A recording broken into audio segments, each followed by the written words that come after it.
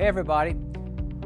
Okay, there's problem solving, and we know there's great skills, but there's also obstacles to problem solving. You know, you got a lot of problems as a leader, and there's things you got to deal with, people stuff and performance stuff and skills and block and tackle and systems.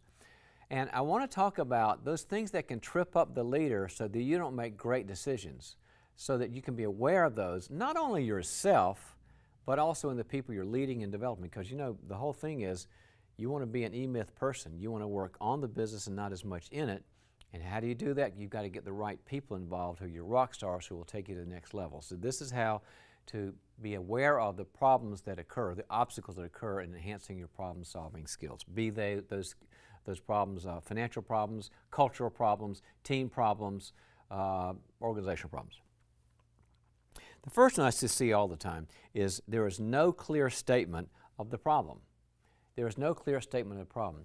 One thing I've noticed in some leaders is that they really kind of get stuck on the details and they ramble, and I think it might be because they're trying to cover all their bases, or just because nobody ever told them to, land the plane. They don't know how to summarize information. In my leadership program, Townsend Leadership Program, we have 5 minutes to talk about how our month went, and after 5 minutes, if somebody's still rambling about this and that, I'll just say, Sam, you got to land the plane here. And they kind of go, oh, I thought I would just started. And I had no idea I went my 5 minutes. I thought it was 30 seconds. Good leaders make clear statements. And so you've got to, again, I just believe so much in writing or typing or inputting the clear statement, because then your brain goes, that's the problem.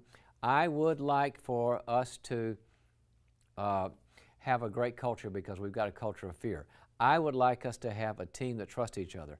I would like us to have so much in profit. So write it down, because the less you focus, the more your energy is going to not be focused, and you're going to end up doing nothing. Here's another one. Negating the emotions. Now remember, you have feelings for a reason. You might be scared or overwhelmed or mad or happy or sad, but I'm telling you, your feelings are a signal. Remember, anxiety is a signal that there's a danger to avoid. Anger is a signal that there's a problem to face. Sadness is a signal that there's something to say goodbye to. Being overwhelmed is a signal to back up, back off, take a break. And when people ignore their feelings because they feel like it slows them down or they don't want to be weak or whatever, they are really limited. The best leaders I know are the ones that have that high EQ. And what is EQ? They not only understand other people's feelings, but they understand their own. Listen to yourself. Unless you're flying the plane and is crashing, where you just got to go to muscle memory, just think, what am I feeling right now? I do this all the time. I'm in a meeting and things aren't going well, and I'll go, what am I feeling? Well, I'm feeling kind of frustrated because so-and-so is shutting everybody off, or so-and-so is checking out. So listen to those feelings. Don't negate them. Here's another one. Catastrophizing. What is catastrophizing?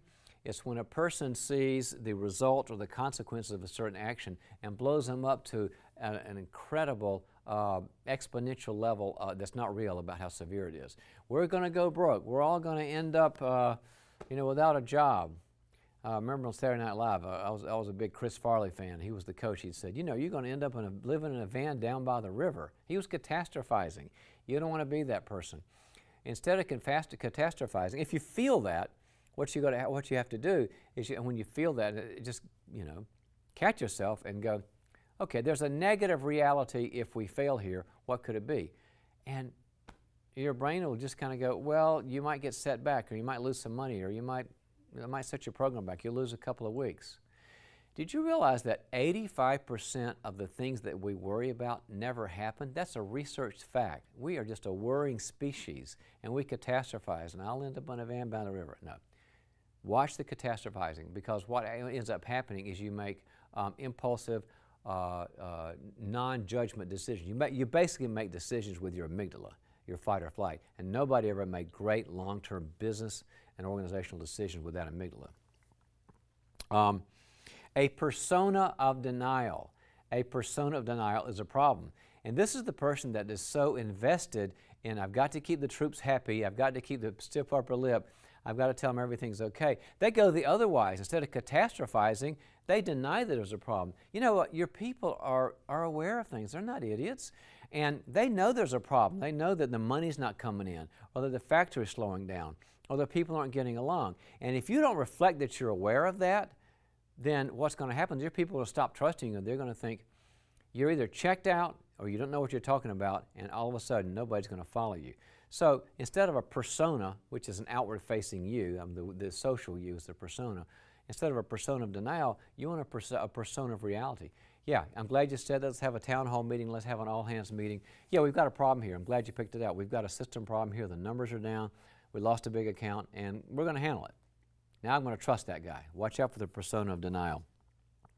Generally, it has to do with a fear or a character issue. Lack of due diligence. You cannot just overestimate the power of doing the research and thinking things through. You remember one of my favorite Proverbs, I say it a million times, Proverbs chapter 6. Be like the ant, you sluggard. There's a good self-esteem statement. God tells us that we're sluggards. Be like the ant sluggard who she picks up in the spring and she harvests in the winter, and she has nobody telling her what to do. You do the due diligence. Watch out for impulsive decisions. They're just basically based on fear, or they're based on some kind of a need for closure. Due diligence means I don't have closure. I love it when leaders say, I don't know when we're going to do this, or when are you going to know? I don't know when I'm going to know. When are you going to know that? I don't know, I'll let you know. And that's a person that really has a very little fear, and they're going to do their due diligence. And here's the other one.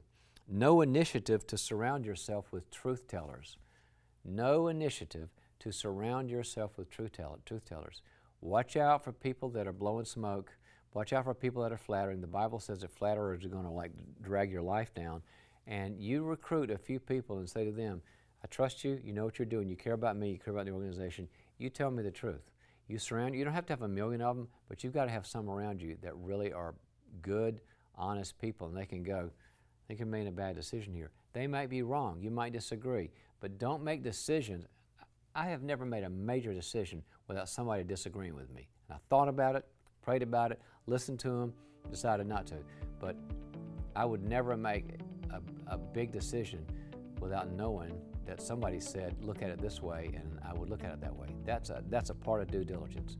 If nobody disagrees with you, either it's the easiest decision in the world, or you don't have the right people. Anyway, so watch out for the obstacles. You can get over them, and you'll make great decisions.